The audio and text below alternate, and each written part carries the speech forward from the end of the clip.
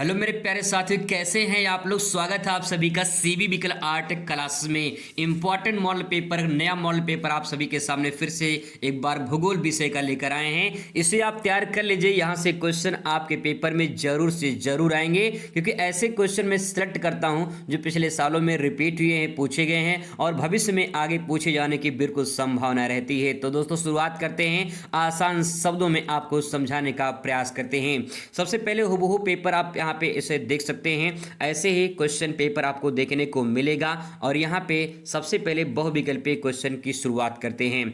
तो बहुविकल्पीय क्वेश्चन में पहला क्वेश्चन आपके सामने है कि भूगोल का जनक किसे कहा जाता है। यहाँ पे भूगोल का जनक पूछा है। अगर मानव भूगोल का जनक पूछेगा तो अलग आंसर हो जाएगा। यहाँ पे केवल भूगोल का जनक पूछा गया है। तो यहाँ पे एरोटोस्थनीज, हिकेटियस, अल्फ्रेड रटजल या फिर गिरफिट टेलर। तो इसमें जवाब हो जाएगा एरोटोस्थनीज को भूगोल का जनक कहा जाता है। अगले क्वेश्चन पर नजर डालते हैं। क्वेश्चन कह रहा है कि निम्नलिखित में से कौन सा एक मानव भूगोल का उपागम नहीं है। उपागम का मतलब स्रोत, अप्रोच होता है। यहाँ पे क्षेत्रीय विभिन्नता, मात्रात्मक क्रांति, स्थानिक संगठन, अन्वेषण एवं वर्णन। इसमें आपका सेकंड वाला मात्रात्मक क्रांति जो है ये राइट आंसर हो जाएगा। अगला क्वेश्चन है, निम्नलिखित कथनों में से कौन सा एक भूगोल का वर्णन नहीं करता है। भूगोल का वर्णन नहीं करता है तो उसमें आपका जो चौथा ऑप्शन है, प्रौद्योगिकी के विकास के फलस्वरूप आधुनिक समय प्रासंगिक नहीं, यही आपका राइट आंसर हो जाएगा। अगले क्वेश्चन पर आ जाते हैं। क्वेश्चन चौथा देखिए, निम्नलिखित में से कौन सा एक भौगोलिक सूचना का स्रोत नहीं है। इसका आंसर आपको बहुत सारी किताबों में अलग अलग मिल जाएगा, लेकिन इसमें प्राचीन महाकाव्य जो है आपका राइट आंसर हो जाएगा। क्वेश्चन नंबर नेक्स्ट है, निम्नलिखित में से कौन सा एक लोगों और पर्यावरण के बीच अननोन क्रिया का सर्वाधिक महत्वपूर्ण कारक है। यानी जो लोग हैं, लोग मतलब मानव और पर्यावरण के बीच में अननोन क्रिया मतलब एक दूसरे से क्रिया करते हैं, ये कौन सा राइट आंसर होगा। मानव बुद्धिमत्ता, प्रौद्योगिकी, लोगों के अनुभव, मानवीय भाईचारा। तो इसमें जो आपका प्रौद्योगिकी टेक्नोलॉजी है ये लोगों और पर्यावरण के बीच में अननोन क्रिया करवाता है। अगला है पॉइंट नेक्स्ट है कि मानव भूगोल मानव समाजों और धरातल के बीच संबंधों का संश्लेषित अध्ययन है। ये परिभाषा किसने दी है। रटजल ने, गिरफिट टेलर ने, एलन सैंपल ने या फिर अरस्तू ने। इसमें सही जवाब का रटजल हो जाएगा और मानव भूगोल का जो जनक है वो रटजल को ही माना जाता है।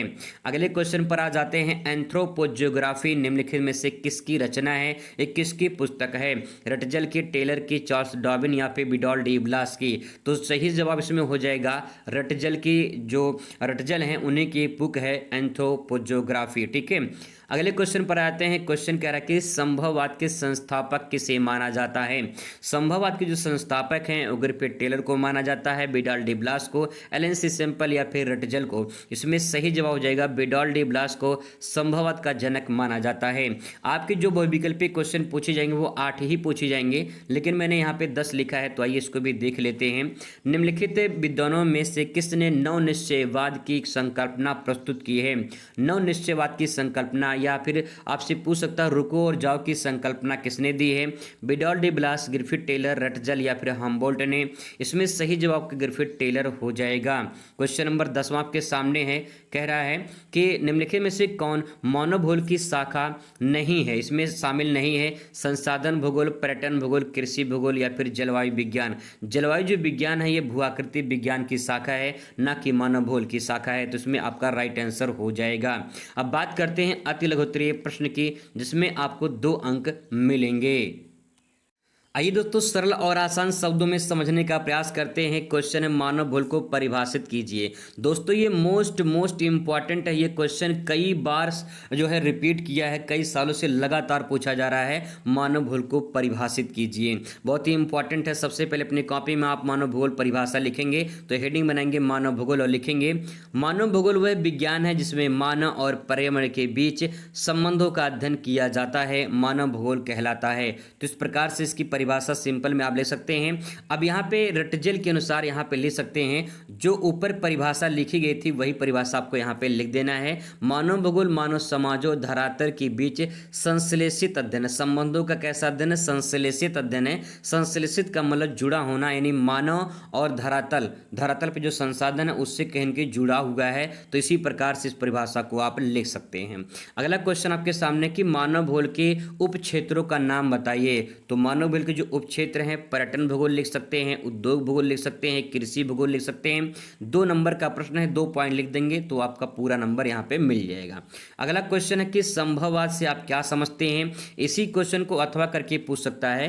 प्रकृति का मानवीकरण से आप क्या समझते हैं। मोस्ट इंपॉर्टेंट क्वेश्चन है कि संभववाद से आप क्या समझते हैं अथवा प्रकृतिकरण का मानवीय, जो प्रकृति का मानवीकरण है वो क्या होता है। तो इसमें लिखेंगे संभववाद, इसमें लिखेंगे संभववाद का अर्थ जिसमें मानव सर्वश्रेष्ठ होता है, अर्थात प्रकृति जो प्राकृतिक शक्तियाँ होती हैं, प्राकृतिक शक्तियों की अपेक्षा मानव शक्तियों की प्रधानता स्वीकार की जाती है, उस विचारधारा को संभववाद कहा जाता है।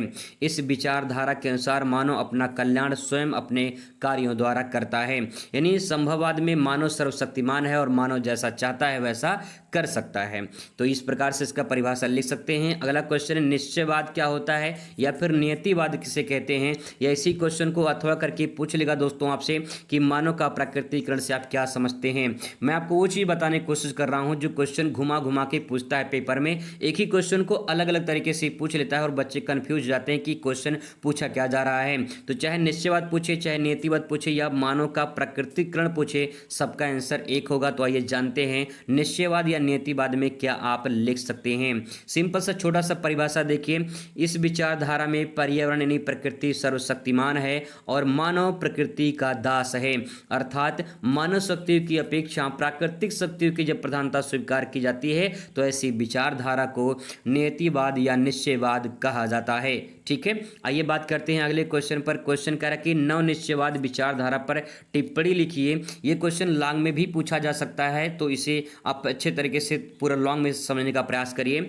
रुको और जाओ निश्चयवाद जो है संकल्पना को समझाइए। इस क्वेश्चन को अथवा करके ऐसे भी पूछा जा सकता है, या क्वेश्चन को फिर से घुमा देगा और क्वेश्चन कहेगा कि ग्रिफिथ टेलर की संकल्पना रुको और जाओ निश्चयवाद की अवधारणा को स्पष्ट कीजिए। ऐसा क्वेश्चन भी देखने को आपको मिलेगा। आइए इसको समझने का प्रयास करते हैं कैसे इसे लिखेंगे। नव निश्चयवाद यहाँ पे हेडिंग डालेंगे और लिखेंगे निश्चयवाद तथा संभववाद के बीच विचारधारा नव निश्चयवाद की विचारधारा कहलाती है। इसको एक डायग्राम बना सकते हैं, जैसे एक तरफ आप यहाँ पे लिखें निश्चयवाद, एक तरफ लिखें आप यहाँ पे संभववाद। यहाँ पे आप निश्चयवाद लिख दीजिए, ठीक है, यहाँ पे निश्चयवाद लिखिए और यहाँ पे लिखिए संभववाद, यहाँ पे लिखिए संभववाद। अब यहाँ पे संभववाद निश्चयवाद है तो इसमें होगा क्या कि जो इनके बीच की विचारधारा है इसी को नव निश्चयवाद के नाम से जाना जाता है। तो एक डायग्राम में कन्वर्ट करके आप इसे अच्छे से प्रेजेंट कर सकते हैं, पूरा बेहतरीन नंबर आपको मिलेगा। अब इसमें आगे और लिख सकते हैं कि यहाँ पे देखिए इस विचारधारा के अनुसार ना तो प्रकृति पर विजय प्राप्त करना है और ना ही प्रकृति की दासता स्वीकार करना है। प्रकृति की दासता का मतलब ना तो हमें प्रकृति का दास बनना है, गुलाम बनना है, ना ही हम प्रकृति पर विजय प्राप्त कर सकते हैं, बल्कि हमें प्रकृति के साथ सहयोग करना है, यानी तालमेल बैठा के चलना है। तो इस प्रकार से ये नव निश्चयवाद के बारे में आप लिख सकते हैं। ऑस्ट्रेलिया के महान भूगोलवेत्ता थे जिनका नाम था ग्रिफिथ टेलर। इन्होंने नव निश्चयवाद की संकल्पना प्रस्तुत की है, जिसे रुको और जाओ की संकल्पना कहा जाता है। ये भी ध्यान रखेंगे। अब इसको एक एग्जाम्पल के माध्यम से समझाया गया है, इसीलिए मैंने आपसे कहा था लॉन्ग क्वेश्चन में पूछ लेगा तो आप पूरा लॉन्ग क्वेश्चन ऐसे लिखेंगे। यहाँ पे उदाहरण के तौर पे देखिए क्वेश्चन है, इसमें लिख सकते हैं कि किसी नगर के चौराहे पर जो ट्रैफिक नियंत्रण होते हैं जिसमें लाल बत्ती होती है, इस प्रकार से ट्रैफिक सिग्नल होते हैं, लाल बत्ती पीली बत्ती लगी होती है, लाल बत्ती पीली बत्ती हरी बत्ती, तो उनका कुछ मतलब होता है। जब लाल बत्ती जलती है तो उसका मतलब होता है कि रुको जरा, ठीक है। फिर इसके बाद आगे पीली बत्ती जब जलती है तो इसका मतलब कि आप तैयार हो जाओ जाने के लिए, और जब हरी बत्ती जल जाती है तो इसका मतलब आप जाओ। इसका मतलब ये है कि पहले हमें जो प्रकृति है उसको पहले देखना है, परखना है, समझना है। यानी लाल बत्ती का खतरा दिखाई दे रहा है कि हमें प्रकृति के साथ तालमेल बैठा के चलना है। जब प्रकृति की तरफ से निर्देश मिल जाए, यानी पीली बत्ती जल जाए, तो प्रकृति के साथ तालमेल बिठा के हमें उसके साथ चलना है और उसका उपयोग करना है, ठीक है। प्रकृति प्रकृति नियमों का अनुपालन करके मानव प्रकृति पर विजय प्राप्त कर सकता है। तो इस प्रकार से इसके बारे में आप लिख सकते हैं। अगले क्वेश्चन पर आ जाते हैं। क्वेश्चन है कि भारत में पर्वतीय क्षेत्र विकास कार्यक्रम की व्याख्या कीजिए या फिर इसकी विशेषता बताइए। आपको बता दें कि इसमें मैंने जो अति लघु है इसको तो लिखा ही है, इसमें साथ साथ में लघु भी मिक्स हो गया है, तो आप उसी प्रकार से क्वेश्चन को तैयार कर सकते हैं। ये क्वेश्चन आपके 4 नंबर में पूछा जा सकता है। इसको कैसे लिखेंगे तो देखिए यहाँ पे, भारत में पर्वतीय क्षेत्र विकास कार्यक्रम। भारत में पर्वतीय क्षेत्र का विकास करने, वहाँ के लोगों का जीवन स्तर बेहतर बनाने के लिए पर्वतीय क्षेत्र विकास कार्यक्रम लागू किया गया। यह कार्यक्रम मुख्य रूप से हिमालय, अन्य पर्वतीय क्षेत्रों में संतुलित विकास सुनिश्चित करने के लिए बनाया गया है। इसकी प्रमुख विशेषता कुछ इस प्रकार से निम्नलिखित नीचे दिया गया है। तो क्या विशेषता है इसके देखते हैं। विशेष रूप से पर्वतीय क्षेत्रों के लिए बनाया गया कार्यक्रम है, इसलिए इसे पर्वतीय क्षेत्र विकास कार्यक्रम कहा गया है। दूसरे पॉइंट में लिख सकते हैं आप, दूसरे पॉइंट में लिखेंगे पर्यावरण संतुलन बनाए रखने के लिए। दूसरा है कृषि और बागवानी को बढ़ावा देने के लिए। नेक्स्ट है स्थानीय संसाधनों को उपयोग और रोजगार सृजन, ग्रामीण क्षेत्रों में हस्तक्षेप यानी जो हाथ से काम किए जाते हैं उसका बढ़ावा देना। अगला है जल संसाधन और सिंचाई प्रबंधन की व्यवस्था करना, पशुपालन और मत्स्य पालन का विकास करना, ग्रामीण विकास और बुनियादी सुविधाएं उपलब्ध कराना। तो इस प्रकार से लॉन्ग क्वेश्चन में भी आप इसे लिख सकते हैं। अगले यहाँ पे अब देखिए, मैंने यहाँ पे बताया था कि लघु और अति लघु दोनों मिक्स हो गया है। अब यहाँ वित्तीय उत्तरीय प्रश्न की बात करते हैं। क्वेश्चन है कि मानव भूगोल किसे कहते हैं तथा मानव भूगोल की विभिन्न शाखाओं का वर्णन कीजिए। इसको आप सिंपल भाषा में दोस्तों लिख सकते हैं मानव भूगोल को। मानव भूगोल में जैसे मानव एक मानव है, ठीक है, दूसरी तरफ यहाँ पे प्रकृति है। अब मानव और प्रकृति के बीच में जो अंतर संबंध होता है इसी को मानव भूगोल कहा जाता है। अब चाहे वो मानव की कुछ गतिविधियां हो, संस्कृति हो, अर्थव्यवस्था हो, राजनीति हो, इन सब का जो संबंध होता है वो मानव भूगोल प्रकृति के बीच में होता है, तो उसी को मानव भूगोल कहा जाता है। अब इसकी कौन कौन सी शाखाएं हैं तो शाखाओं के बारे में आपको लिखना पड़ेगा क्योंकि ये लॉन्ग क्वेश्चन है। तो पहली शाखा है आर्थिक भूगोल। आर्थिक भूगोल में हम लोग क्या अध्ययन करते हैं तो यह आर्थिक गतिविधियां जैसे उत्पादन, व्यापार, उद्योग, संसाधनों के वितरण का अध्ययन इसमें शामिल होता है। उदाहरण के तौर पर अगर बात करें तो जैसे भारत में IT सेक्टर है, बेंगलुरु में अधिक विकसित हुआ है क्योंकि वहां तकनीकी संसाधन और कुशल श्रमिक उपलब्ध होते हैं। तो इस प्रकार से एग्जाम्पल भी आप लिख सकते हो। दूसरा पॉइंट इसमें ले सकते हैं यहाँ पे जनसंख्या भूगोल। जनसंख्या भूगोल में लिखेंगे जनसंख्या के आकार, घनत्व, वितरण, जन्म दर या फिर मृत्यु दर या फिर प्रवास जो होता है, इन सब का अध्ययन जनसंख्या भूगोल में किया जाता है। आगे इसमें एग्जाम्पल के तौर पे लिखना चाहते हैं तो आप लिख सकते हैं, तो कोई ज़रूरत नहीं है। जैसे मुंबई जैसे महानगरों में प्रवास अधिक होता है, वहाँ रोजगार अवसर जो है अधिक मिलते हैं। आगे यहाँ पॉइंट है सांस्कृतिक भूगोल। सांस्कृतिक भूगोल में इसमें आप लिखेंगे कि यह विभिन्न संस्कृतियों, परंपराओं, धर्मों, भाषा, जीवन शैली का जो है इसमें अध्ययन किया जाता है। उदाहरण के तौर पे इसमें आप लिख सकते हैं भारत में विभिन्न राज्यों में अलग अलग भाषाएं बोली जाती हैं, जैसे कि तमिलनाडु में तमिल, पश्चिम बंगाल में बंगाली और ऐसे अलग अलग राज्यों में भाषाएं बोली जाती हैं। फिर इसके बाद राजनीतिक भूगोल में आप लिखेंगे इसमें देश की सीमाएं, अंतर्राष्ट्रीय संबंध, संसाधनों पर नियंत्रण और राजनीतिक जो ढांचे होते हैं उसका अध्ययन किया जाता है। यहाँ पे जैसे एग्जाम्पल के तौर पे जैसे भारत और पाकिस्तान के बीच कश्मीर विवाद एक राजनीतिक मुद्दा बना हुआ है। आगे इसमें निपटान भूगोल। निपटान भूगोल को यहाँ पे सेटलमेंट कह सकते हैं, जैसे कि इसकी जगह पे हम आवास भूगोल लिखे तो ज़्यादा सही रहेगा, आवास भूगोल। ठीक है, आवास भूगोल में जैसे ग्रामीण और शहरी निपटानों ने आवासों के स्वरूप, संरचना, विकास का अध्ययन किया जाता है।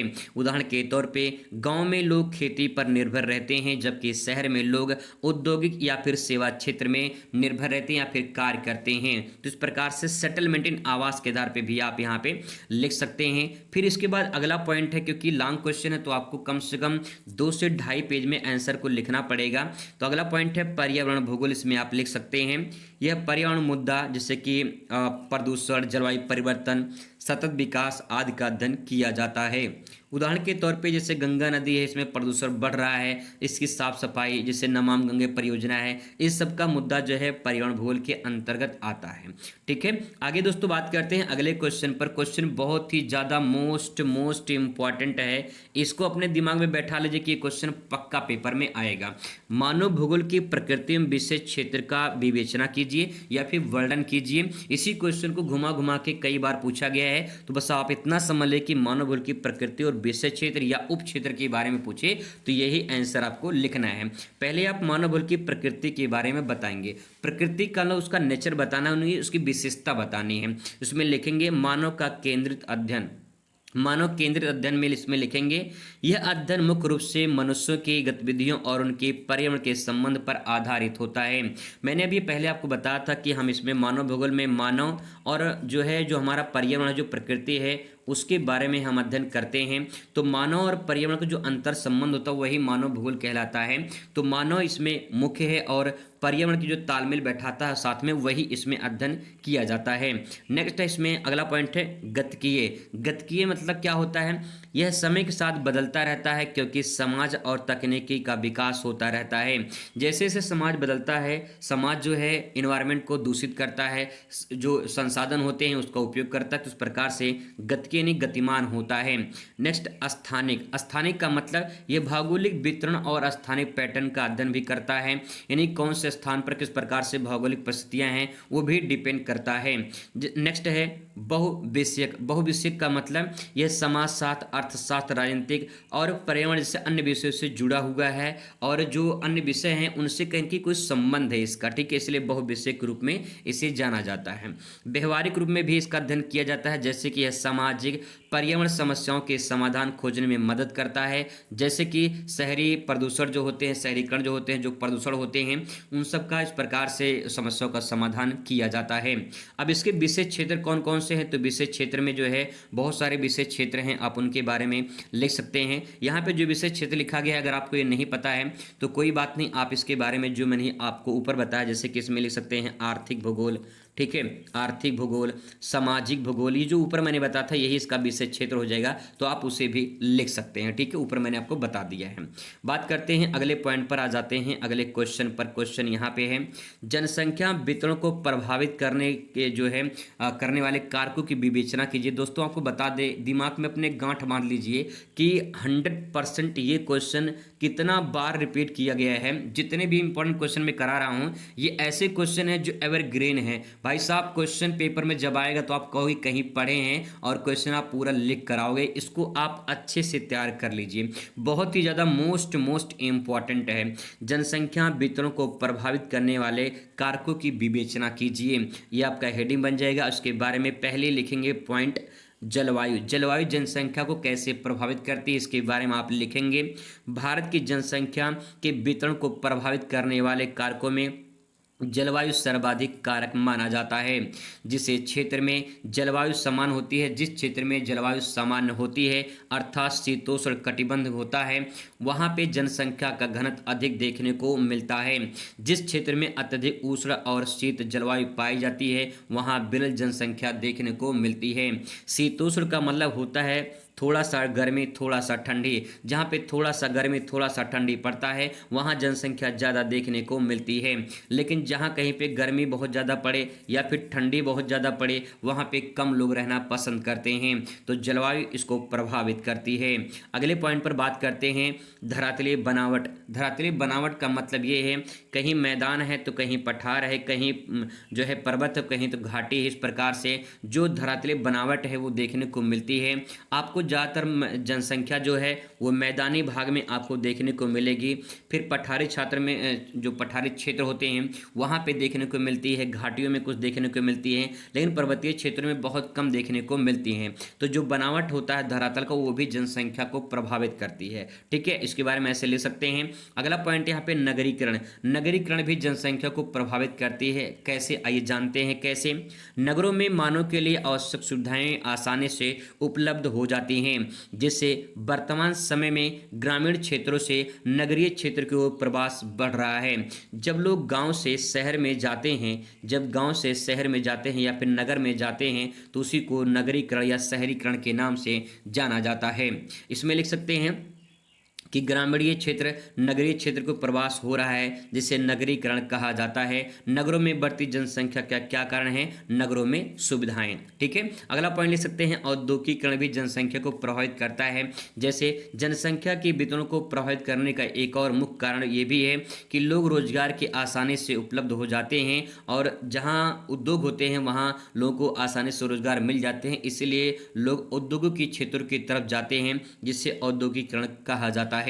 अगले पॉइंट पर नजर डालते हैं। क्वेश्चन कह रहा है कि कृषि योग्य भूमि, जहां खेती करने योग्य भूमि होती है वहां लोग ज्यादा रहना पसंद करते हैं। जैसे कृषि योग्य भूमि जनसंख्या के वितरण को प्रभावित करने वाला महत्वपूर्ण कारक माना जाता है। भारत जिस क्षेत्र में उपजाऊ मिट्टी पाई जाती है, जैसे गंगा यमुना के मैदान में जनसंख्या का बसाव अधिक देखने को मिलता है, क्योंकि यहाँ जलोढ़ मिट्टी पाई जाती है जो अधिक उपजाऊ मानी जाती है। भारत के विस्तृत मैदानी भागों में जनसंख्या का अधिक निवास हमें देखने को मिलता है। तो इस प्रकार से जनसंख्या के वितरण को प्रभावित करने वाले कारक को आपको लिखना है, बढ़िया पूरा नंबर आपको मिलेगा। अगले क्वेश्चन पर नजर डालते हैं। क्वेश्चन कह रहा है कि मानव भूगोल क्रियाशील मानव तथा अस्थिर पृथ्वी के बीच परिवर्तनशील संबंधों का अध्ययन है, इस कथन का परीक्षण कीजिए। ये कथन एलन सी सैंपल का है और ये 6 नंबर में पूछा गया है, 6 नंबर में। आइए जानते हैं कैसे इसका उत्तर आप लिखेंगे। तो थोड़ा सा आप इसके बारे में पहले परिचय देंगे तो आपको आसानी से समझ में आएगा। मानव भूगोल उस विज्ञान को कहते हैं जो मनुष्य और उसके पर्यावरण के बीच संबंधों का अध्ययन करता है। मनुष्य पृथ्वी के संसाधनों को उपयोग करता है और उसे अपनी आवश्यकताओं के अनुसार बदलता है, जबकि पृथ्वी पर प्राकृतिक परिवर्तन भी लगातार होते रहते हैं। इसीलिए मानव भूगोल को क्रियाशील मानव कहा गया है और अस्थिर पृथ्वी के बीच संबंधों का अध्ययन के रूप में देखा गया है। आइए इसको डिटेल में समझने का प्रयास करते हो। तो सबसे पहले आप हेडिंग डालेंगे कि मानव कैसा है? क्रियाशील है, यानी डायनेमिक ह्यूमन के बारे में आप यहाँ पे लिखेंगे। जैसे मानव एक सक्रिय जीव है जो अपनी बुद्धि, तकनीकी ज्ञान और संसाधनों को उपयोग करके अपने चारों ओर पर्यावरण को बदलने में क्षमता रखता है। तो मानव क्या है? एक जीव है और अपने आसपास जो भी इन्वायरमेंट है उसको बदलने का क्षमता रखता है। आगे इसमें आप लिखेंगे जैसे कि कृषि एवं औद्योगिकीकरण। इसमें आप लिखेंगे मनुष्य ने कृषि पद्धतियों को विकसित किया है और औद्योगिकीकरण किया है और शहर बसाए हैं। इसमें मानव का बहुत बड़ा योगदान है। ठीक है, अगला पॉइंट, संस्कृति और समाज। अलग अलग भौगोलिक परिस्थितियों में विभिन्न विभिन्न प्रकार की संस्कृतियां विकसित हुई हैं, क्योंकि अलग अलग क्षेत्रों में मानव निवास देखने को मिलता है। अगले पॉइंट पे प्रौद्योगिकी ने टेक्नोलॉजी के बारे में लिखेंगे। आधुनिक विज्ञान और तकनीकी ने परिवहन, संचार और जो ऊर्जा है उसका उत्पादन को आसान बनाया है टेक्नोलॉजी के जरिए। तो ये मानव क्या है? मानव क्रियाशील है। ठीक है, उदाहरण के तौर पे यहाँ पे देख पाएंगे जैसे रेगिस्तानी क्षेत्रों में जल की कमी को दूर करने के लिए कुएं, नहर आस बना देते हैं। तो इस प्रकार से मानवीय क्रियाशील हो जाता है।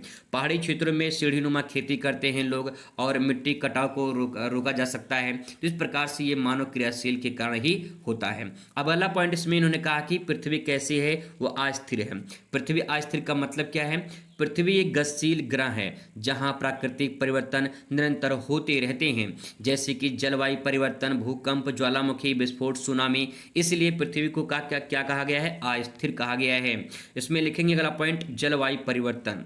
पृथ्वी की जलवायु समय समय पर बदलती रहती है, जिससे कृषि, वनस्पति, जनजीवन भी प्रभावित होते रहते हैं। पॉइंट में इसमें लिखेंगे भौगोलिक घटनाएं। भौगोलिक घटनाएं पृथ्वी पर होती रहती हैं, जैसे कि भूकंप, ज्वालामुखी, बाढ़, सूखा जैसी आपदाएं मानव जीवन पर गहरा प्रभाव डालती रहती हैं। नेक्स्ट है पर्यावरण असंतुलन। इसमें वनों की कटाई, जल प्रदूषण और ग्लोबल वार्मिंग पृथ्वी की प्राकृतिक जो प्रणाली है इससे प्रभावित हो रही है। उदाहरण के तौर पे आप इसमें लिख सकते हैं जैसे इंडोनेशिया और जापान में भूकंप, सुनामी बार बार आते रहते हैं, जिससे लोग विशेषकर वहां निर्माण तकनीकी को अपनाते हैं। बांग्लादेश में बाढ़ से बचने के लिए लोग अपने घरों को ऊंचे स्थानों पर बनाते हैं। इस प्रकार से इसके बारे में लिख सकते हैं। अब अगला हेडिंग रहेगा मानव और जो पृथ्वी है उसके बीच में परिवर्तनशील संबंध कैसे है, तो इसके बारे में आप यहाँ पे लिखेंगे कैसे परिवर्तनशील संबंध है।